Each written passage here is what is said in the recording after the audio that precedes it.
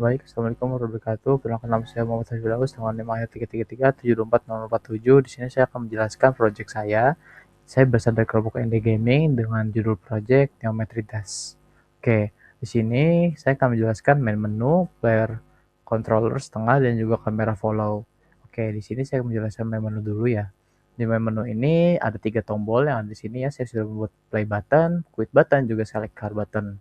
Nah, ketika select car button atau ketika play dulu. Ketika play button dipencet, maka akan muncul level select panel ini. Nah, di level select panel ini saya menambahkan objek pop-up frame yang dalamnya ada level 1 button dan juga level 2 button. Nah, di sini juga ada close button yang masuk ke level panel select. Oke, di sini misal saya masuk 1, maka akan langsung masuk ke scene 1 atau level 1, scene level 1. Nah, misal klik 2, maka akan masuk ke scene level 2. Oke, di sini saya close dulu ya. Misal masuk ke select char, kita akan ada kayak seperti tadi lagi, tapi sini ada select karakter. Nah, di sini saya membuat char pop-up frame yang dalamnya ada close char button sini dan juga ada skin controller. Dan skin controller ini kita punya 3 button, tiga button. Yang pertama button char 0 untuk ini, karakter 1 untuk button char 1 untuk karakter 2 ini, dan button char 2 untuk karakter 3 ini. Oke, saya tutup ya.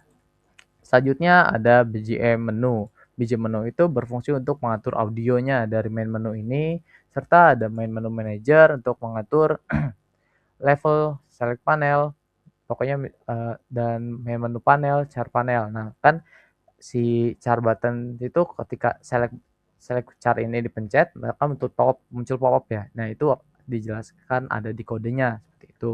Selanjutnya ada UI menu objek. Di sini untuk next level menu icon dan juga lain lah. Di sini juga ada event system. Oke, lanjut kita masuk ke codingannya. Sini ya codingannya. Saya akan menjelaskan terlebih dahulu bagian dari awal, bagian sini ya. Oke, di sini itu using Unity Engine dan juga using Unity Engine Scene Management. Nah, ini itu untuk mengimpor namespace dasar Unity untuk manipulasi game object dan namespace Scene Management untuk perpindahan tingkat level. Tanpa import ini, compiler tidak akan mengenali fungsi tombol UI, player prefabs, atau pemanggilan scene baru. Oke, selanjutnya kita masuk ke public class main menu manager. Nah, di sini ada header, panel UI system, public game object, main menu panel, level select panel, dan juga char panel. Nah, fungsinya untuk apa? Ini tuh dari kelas main menu manager dan 3 variabel publik bertipe objek untuk menampung panel UI. Kenapa diperluin? Karena agar script memiliki referensi objek, panel, canvas di editor, sehingga bisa mematikan atau menghidupkan panel tersebut saat navigasi, seperti yang tadi saya bilang ya. Itu untuk misalnya tombol select cari klik bakal muncul panel, itu diatur di sini gitu. Oke, selanjutnya ada void start. Nah, ini itu untuk saat scene menu dimuat pertama kali, fungsi start ini akan otomatis mengaktifkan panel menu utama. Menu utama itu yang tadi ada tiga button itu, play, select, dan juga quit, dan menyembunyikan panel level serta karakter yang tadi itu ya. Nah, kenapa diperluin? Karena untuk menghindari tumpang tindih visual menu di layar jika desainer lupa menonaktifkan panel lain di Unity Editor. Oke, selanjutnya itu ada fungsi pilih skin langsung. Di sini ada player prefabs, set in, player prefabs set in, kan sampai close karakter. Penjelasannya itu fungsinya publik ini untuk menyimpan ID skin yang diklik ke cache memory player prefabs menggunakan kunci skin terpilih dan karakter terpilih. Menuliskannya secara fisik ke disk komputer, player prefabs save. Ini ya, di sini. Ini itu untuk menuliskan langsung ke disk komputer, lalu memanggil fungsi penutup panel karakter. Nah, kenapa diperluin? Untuk menjadi jembatan data agar pilihan skin karakter pemain tetap diingat ketika berpindah scene level bermain. Oke, di sini langsung ada di pilih karakter. Di sini pilih langsung karakter ya. Nah, ini itu fungsi pembungkus atau wrapper untuk fungsi pilih skin. Kenapa diperluin? Kompatibilitas cadangan jika ada tombol lama di Unity Editor yang terlanjur dikonfigurasi, memanggil fungsi bernama pilih karakter. Nah, di sini langsung kita fungsi buat tutup panel. Nah, sini ya, 4 ini dulu nih. Nah, di sini itu kumpulan fungsi untuk pembuka dan penutup panel UI dengan mematikan panel asal dan menghidupkan panel tujuan. Misalnya klik klik select karakter terus close itu kan mati, terus masuk munculin panel yang lama gitu. Kenapa diperluin? Untuk dihubungkan ke event klik tombol UI on click di editor agar menu bersifat interaktif. Oke, terakhir ini ada menu fungsi load level. Load level ini fungsinya untuk memuat scene level 1 dan level 2 ke layar, serta fungsi keluar dari aplikasi permainan. Fungsinya itu kenapa diperluin? Agar tombol pemilihan level 1, 2, dan quit game dapat berfungsi secara fisik, yang tadi 3 tombol itu ya. Nah, oke. Kita akan langsung play ya. Play untuk menu, untuk demo menu itu ya. Menu manager. Main menu. Oke, sebentar. Agak lag ya. Neo Dash. Nah, Neo ini play. Kita play level 1. Kita masuk ya. Oke, kita ini dulu. Nah, tadi kan ada kita masuk level 1 dulu ya. Save. Tadi kan ada kita masuk level 1 dulu. Tadi kan ada misalnya karakter jalan itu kamera ikutin ya. Nah, itu saya akan menjelaskan dulu nih kamera follow-nya. Di sini itu kamera follow. Nah, kita lihat di sini saya di kamera follow. Mana kamera follow? Oke, kita langsung buka scriptnya ya. Bentar, agak nge-lag ya.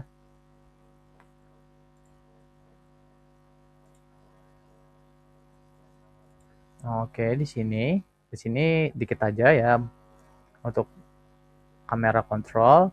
Nah, di sini saya akan menjelaskannya. Di sini dari atas dulu ya, public class camera flow sama transform player di sini ya. Nah, ini itu deklarasi variable public player bertipe transform untuk menyimpan referensi posisi koordinat objek pemain. Kenapa diperluin? Agar kamera tahu koordinat X objek mana yang harus ia ikuti. Oke, selanjutnya itu ada di float offset 3. Nah, kenapa diperluin? Karena variabel desimal jarak offset horizontal bernilai default 3.0. Kenapa diperluinnya itu? Memberikan ruangan pandang aman di depan pergerakan lari player. Jadi player itu akan selalu di belakang gitu tuh. Jadi si kameranya gini, player gini di sini nih, biar enak dilihatnya gitu. Oke, selanjutnya ada di sini nih, LED update. Nah, ini tuh daur ulang hidup Unity LED update yang dipanggil otomatis setiap akhir frame. Kenapa diperluinnya itu? Karena untuk tempat pemrosesan gerakan kamera yang stabil dan terhindar dari bug getar rendering visual, getar-getar kayak gempa gitu. Itu buat terhindar dari itu. Selanjutnya jika if player null ini, nah itu untuk mengecek apakah objek player terpasang. Jika ya, ubah posisi X kamera mengikuti posisi X player ditambah offset. Nah, posisi Y dan Z kamera dipertahankan konstan menggunakan koordinat dirinya sendiri agar kamera tidak naik turun atau maju mundur. Nah, kenapa diperlukan itu? Karena untuk menerapkan pemindahan fisik kamera di layar game agar kamera terus meluncur stabil mengikuti player. Oke, seperti itu. Kita cek di sini ya. Nah, di main kamera. Ini saya sudah pasang tuh kamera follow script. Nah, offsetnya 3, tadi tuh defaultnya ya. Yang tadi 3 itu default bisa diubah di sini juga. Nah, playernya ya kita tarik player ini ke sini. Seperti itu. Terus sekarang kita masuk ke player controller. Oke, kita masuk ke player controller. Bentar, saya cek nanti. Oh, ini dia. Player controller ya.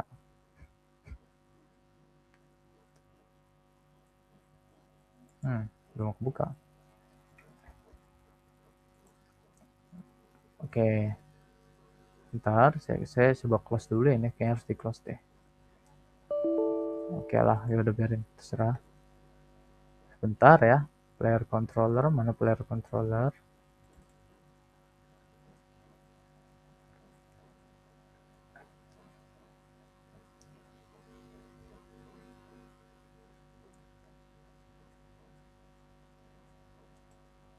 Baik, di sini saya akan menjelaskan player controller. Di sini itu ada using Unity Engine, Unity Engine Scene Management, Unity Engine Input System, dan System Collection. Nah, situ penjelasannya itu import library game engine untuk manajemen scene, Unity Input System baru, dan pustaka koleksi C#. Nah, mengapa diperlukan? Untuk mengaktifkan input modern, keyboard pointer atau pointer, dan komponen fisika atau visual Unity. Nah, di sini ada public class, ya, di sini lah ya. Nah, di sini movement, ground check, dan juga visual rotation object. Nah, di sini saya menjelaskan tiga ini dulu ya. Nah, deklarasi variable public untuk konfigurasi gameplay di inspektor, forward speed, dan jump force untuk mengatur kecepatan lari otomatis ke kanan, dan juga ke kanan dan kekuatan lompat ke atas. Nah, ground check dan ground rear, dan check radius di sini, check radius ya. Di sini itu untuk komponen sensor lingkaran di kaki player untuk mendeteksi tanah pijakan itu. Di sini ada visual object dan juga rotation speed. Nah, ini tuh untuk referensi gambar visual anak player agar bisa berputar 360 derajat atau menggelinding saat melayang di udara. Oke, selanjutnya baris 33173 ini di sini ada audio system sampai sampai sprite di sini ya. Sampai sini saya akan jelaskan langsung ya. Nah, di sini tuh deklarasi variable system audio, penampung komponen privat, rigid body, animator, sprite renderer, koordinat awal, target finish, partikel debu, partikel mati, serta array database aset skin karakter. Oke, lanjut aja ya. Di sini ada start, kita langsung masuk ke start. Nah, di sini saya akan menjelaskan dari sini sampai ID terpilih ya. Itu dulu. Nah, ini awal inisialisasi di start. Nah, untuk membuat catch komponen rigid body, animator dan mendeteksi semua sprite renderer di objek anak atau child object ya. Nah, membaca ID skin terpilih dari player perfect yang tadi saya jelasin di main menu untuk mengambil database skin menu utama. Oke. Lanjut baris ke 128. Di sini ada if anim sampai bj main ya. If anim sampai bj main. Mana bj main? Oke, saya jelasin dulu aja ya. Create dust particle.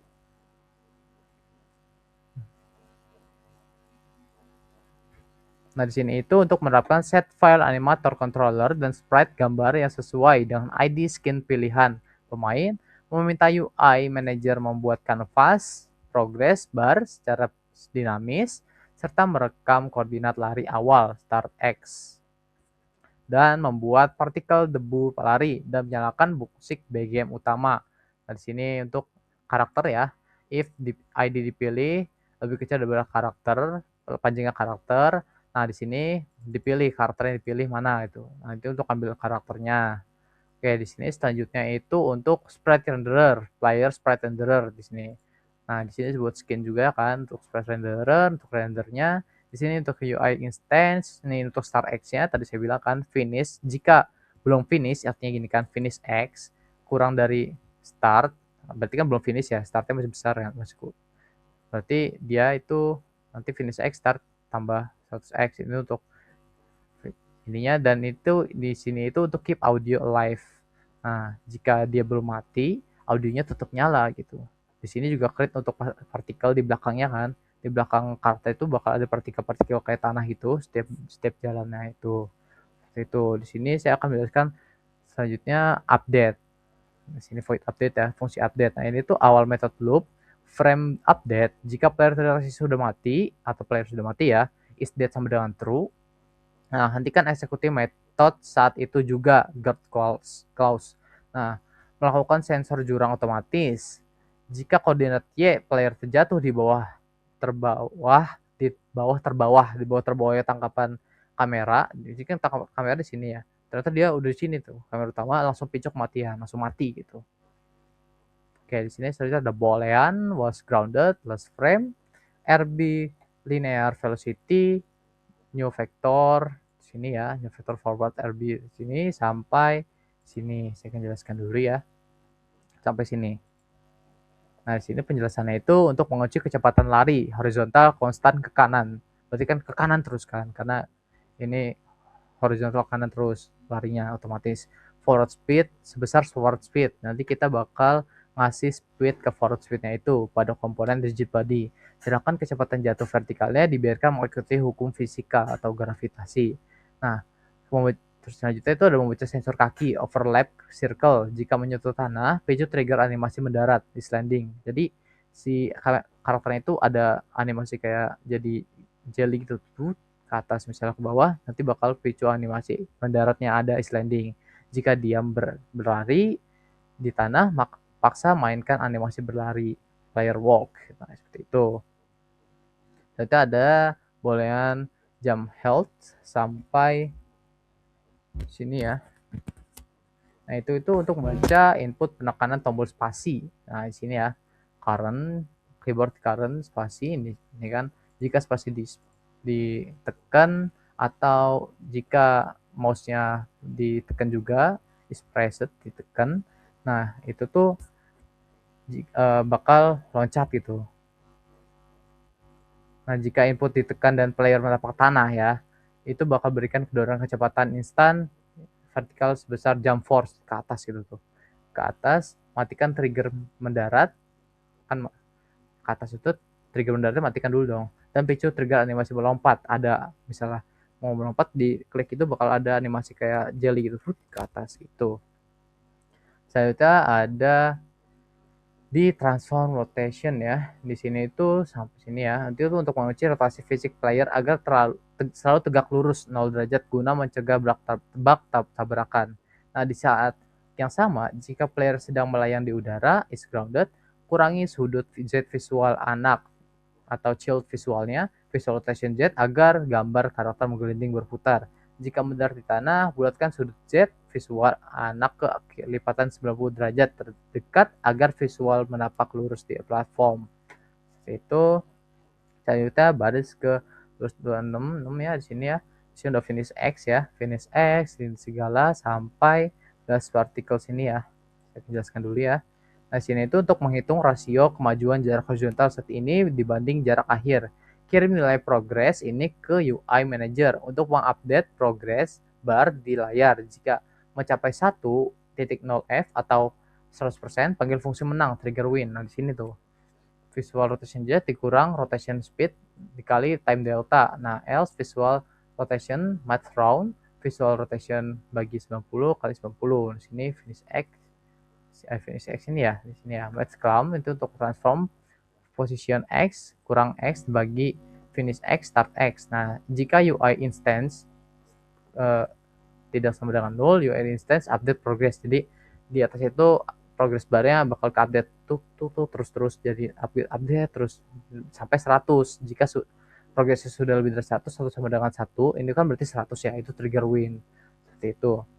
Nah, ini jika di grounded, ini kan partikel untuk yang tadi belakang karakter kan kotaknya di belakang ada kayak partikel tanahnya itu jika jalan itu. Nah, jika ada di tanah dan nggak mati, dan jika partikelnya tidak nyala, jika tidak nyala, ya nyalain partikelnya gitu.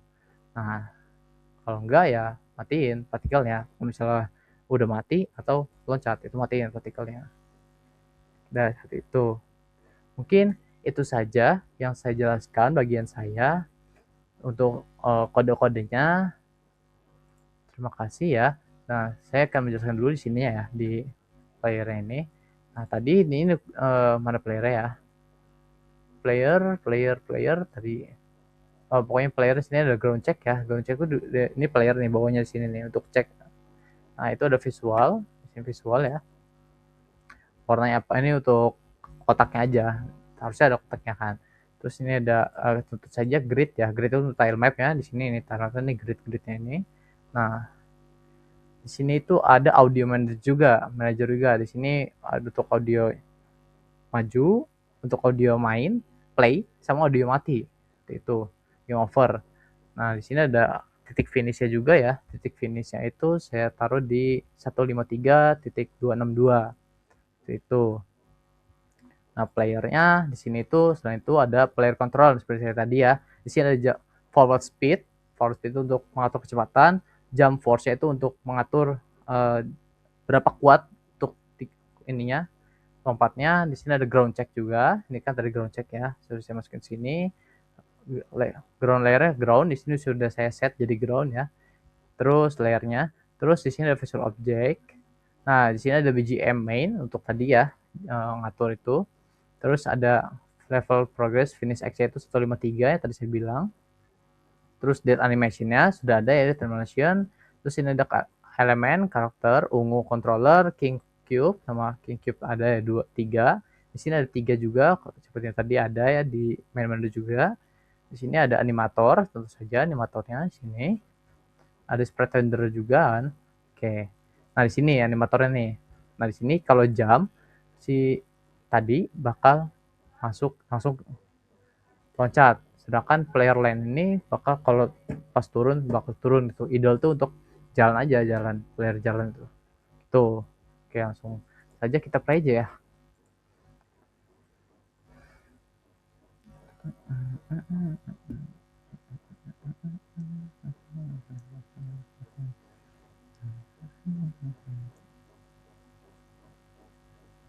Oke, sebentar agak lama ya.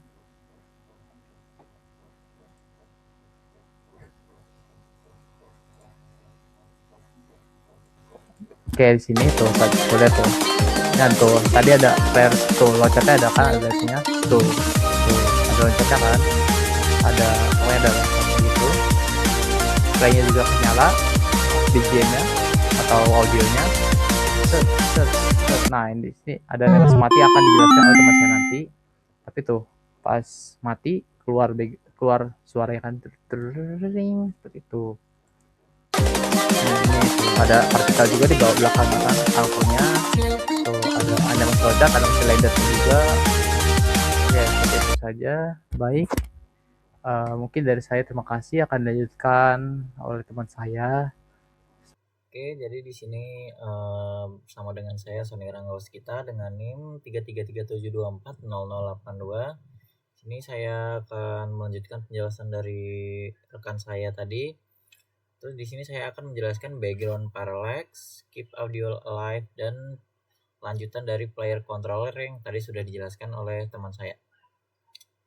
Di sini pertama saya akan menjelaskan di background parallax. Itu di sini background parallax.cs ini tujuannya tuh berfungsi untuk membuat background bergerak lebih lambat dari karakter, lalu menciptakan sebuah ilusi kedalaman persis seperti di game-game Geometry Dash. Karena ini ya referensinya tuh melalui game Geometry Dash juga.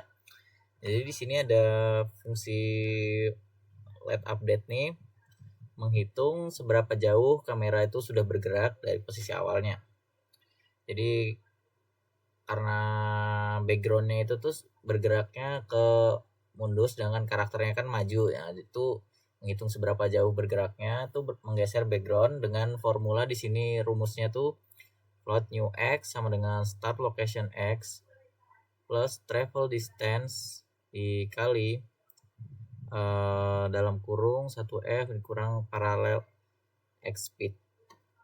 Tuh di sini nilai parallel speednya tuh berkisar, di sini ada range-nya itu 0 sampai 1. Jadi semakin kecil nilainya tuh semakin cepat background-nya mengikuti kamera.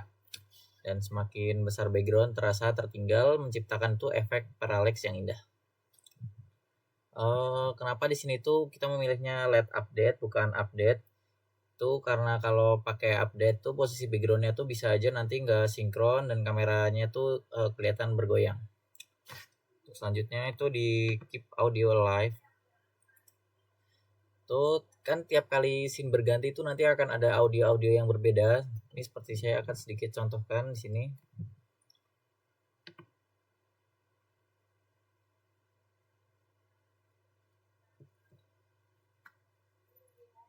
Bentar, agak lama.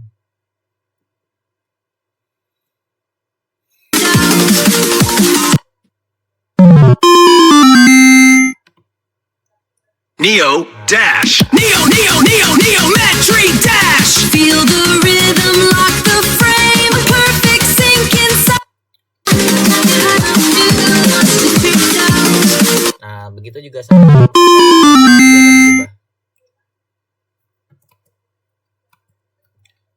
Nah, misalnya dari saat tadi ada contohnya dari satu scene ke beberapa scene itu menu ke lalu ada gameplay itu kan ada sesuatu audio yang berubah di setiap objeknya. Itu makanya agar pemutaran musiknya tidak double atau kadang berhenti tiba-tiba itu di sini solusinya itu menggunakan single tone pattern dan don't destroy on load. Jadi di sini di fungsi awake itu jika sudah ada instant lain yang hidup dari scene sebelumnya tuh maka menonaktifkan segera agar tidak terpilih dari pencariannya. Sini mengecek apakah instannya itu musik ada ada musik yang hidup dari scene sebelumnya, lalu ada objek yang akan langsung dihancurkan jika memilih ke next pilihan yang akan dipilih, seperti pindah ke scene gameplay tadi contohnya. Lalu untuk mencegah musik double di sini ada objek parent yang lalu dipanggil dengan don't destroy on load agar tidak hancur saat ganti scene. Hasilnya musik latar gamenya itu akan terus mengalir mulus dari awal sampai akhir tanpa pernah terputus. Selanjutnya di sini saya akan melanjutkan penjelasan player controller yang sudah dijelaskan teman saya.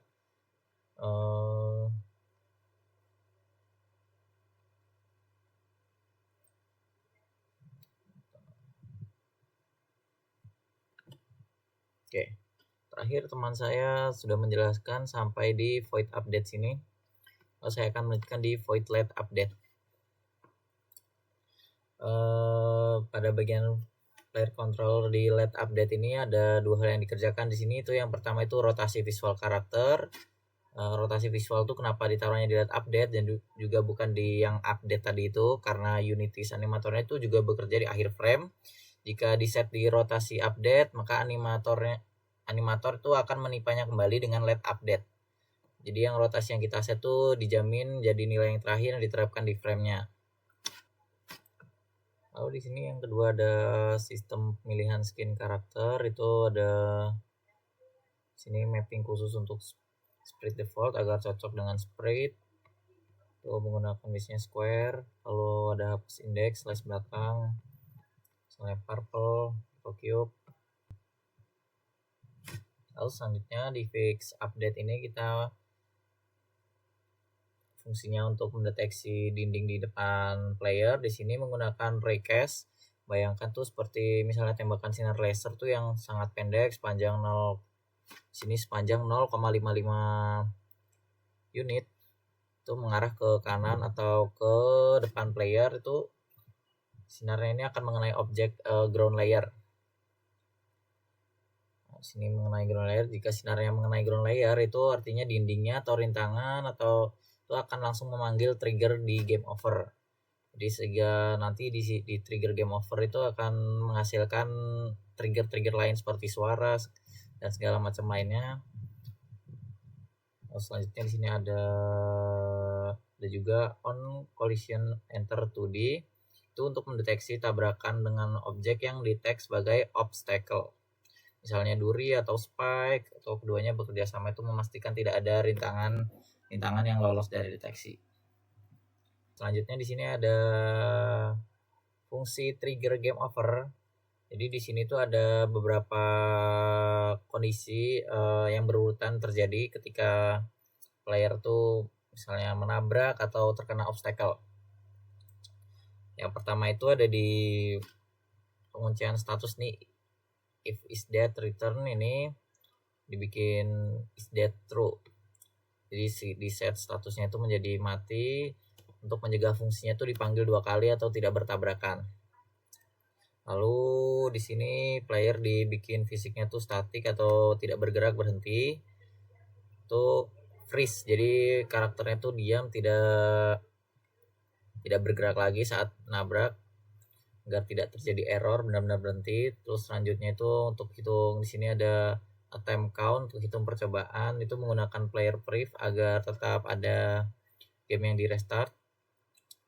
Lalu ada flash merah di layar saat mati, itu via UI manager layarnya sekilas berkedip merah untuk umpan balik visual yang kuat. Lalu ada kamera shake, itu di sini Selanjutnya, nah ini selanjutnya saat mati itu ada beberapa animasi yang terjadi. Jadi matikan partikel debu lari itu maksudnya partikel debu lari itu ini. Kita ngeplay, nah saat mati itu dia berhenti saja begitu. Itu nanti akan dihentikan partikel debu lari di sini fungsi ini, lalu memainkan animasi lewat animator, lalu membuat efek ledakan seperti ini. Nah, efek ledakan itu terjadi, lalu playernya itu disembunyikan atau hilang saat terkena tabrakan di sini di fungsi if that particle 0.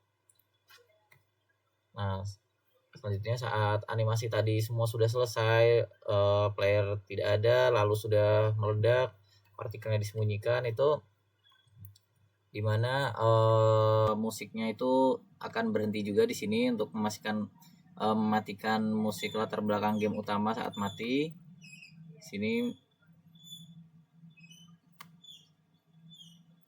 Sini musiknya akan mati.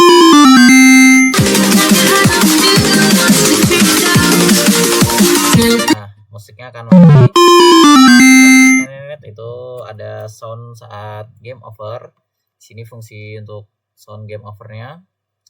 Lalu menampilkan menu game overnya, itu retry atau kembali ke menu. Itu melalui UI manager yang dijelaskan oleh teman saya nantinya. Lalu di sini ada trigger win. Untuk trigger win ini dikunci biar nggak kepanggil double saat finish. Lalu kunci pergerakan player biar diam di tempat saat menang. Lalu reset biar berhenti total. Dan matikan musik saat finish. Lalu di sini ada warnai progress bar via UI manager saat finish juga. Untuk gameplay saat finishnya nanti akan langsung saya buatkan, karena di sini untuk finish itu cukup susah. Nanti akan saya buatkan di sini.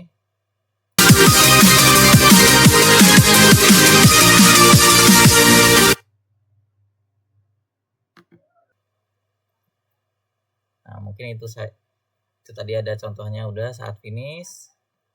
Oke, selanjutnya di sini ada fungsi create dust particle system.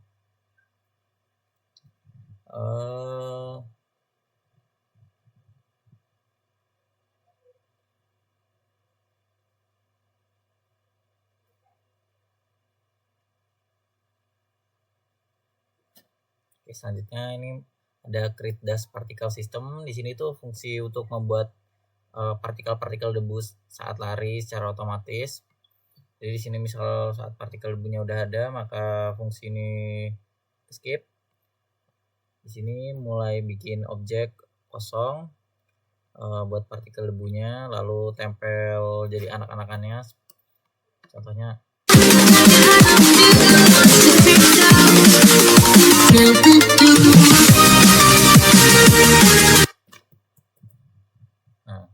itu partikelnya di sini diposisikan di belakang kiri ini ya, kiri playernya bagian belakang dengan posisi min 0,5 sama 0. Lalu di sini ada tambahkan komponen partikel ke objek yang tadi. Lalu stop dulu biar nggak autoplay, biar nggak dapat error pas ngatur main durationnya. Lalu ada setting material partikel biar nggak kelihatan tapping missing. Lalu di sini menggunakan shader standar unit sprites biar nggak dapat warning ini default particle matte-nya. Ini untuk untuk setting modul partikel debunya. Di sini saat setting itu nanti maka sudah misalnya saat di play itu kan dia bermain itu partikelnya. Nah, itu terhitung 1. Nah, maka di sini fungsinya tuh melooping secara terus-menerus sampai game over. Jadi durasi partikelnya itu kurang lebih ini 0,4 sama 0,8, kecepatan semburannya 1,5, 3,5, ukuran debunya 0,08 dan 0,22. Untuk warnanya, set warna debunya ada di sini, terus kasih ada efek gravitasinya juga untuk debunya. Ini debunya biar ketinggalan di belakang player saat lari, partikel debu sistem simulatornya. Ini ada setting jumlah semburan partikelnya, ada berapa di sini. Ini jumlah partikelnya per detik itu 22 F di sini. Terus setting arah semburan partikelnya ada di sini.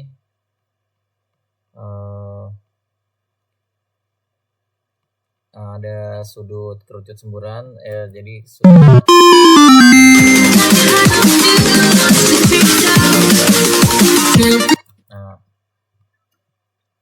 itu. Terus ada tembak debunya ke belakang kiri player biar debu-debunya pelan melambat di udara. Nah ini saat jam ini efek jamnya, nanti debunya di saat di udara tuh melambat juga ada. Terus setting warna biar memudar, transparan. Terus buat debunya memutar secara acak estetik. Lalu selanjutnya di sini langsung saja di fungsi on draw gizmos selected.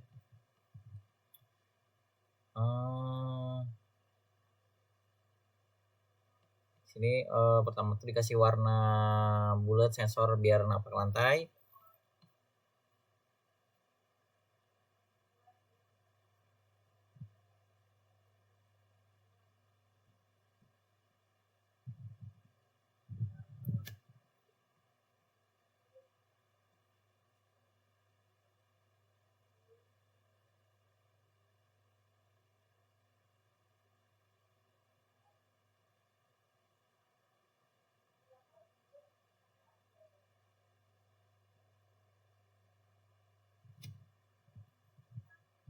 Selanjutnya ada fungsi on draw gizmos selected. Di sini buat apa ya? Ada fitur buat mengguncang kamera, dimana saat player mati itu maka kameranya akan berguncang. Sini fungsinya menyimpan posisi kamera sebelum diguncang tuh membuat restore nanti. Lalu ada di sini posisinya offset secara acak X dan Y-nya di setiap frame. Lalu intensitasnya semakin melemah seiring waktu saat is out check. Lalu maka akan kembalikan kamera ke posisi semula. Lalu di sini ada fitur speed trail atau efek bayangan saat lari. Mana sini sprint render ke utama player tuh if player sprint render sama dengan 0, player sprint take return. Ini dia membuat objek ghost baru di posisi player saat ini, lalu membuat tambahan sprite render ke ghost dengan sprite yang sama.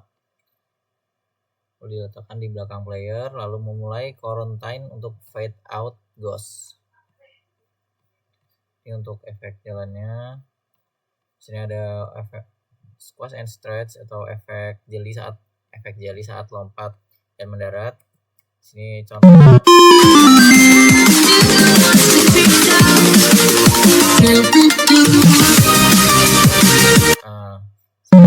Turun juga dia akan seperti ada efek boing ke bawah gitu.